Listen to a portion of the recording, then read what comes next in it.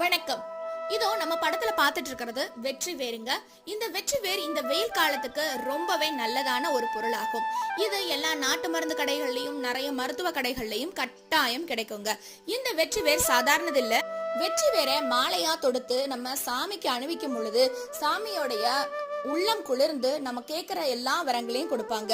மேலும் இந்த சுலபமா கடைகள்ல இருந்து வாங்கி நம்மளே நம்மளோட கையால பக்தியோட நம்ம பிடிச்ச கடவுளை வேண்டிக்கிட்டு நம்ம மாலையா செய்து நம்ம வீட்டுல இந்த மாதிரி மாலை அணிவிச்சு நம்ம பக்தியோட கடவுளை வணங்கும் பொழுது நம்மளுடைய நோய் பிணிகள் எல்லாம் நீங்கி நல்ல வளமும் கிடைக்கும்.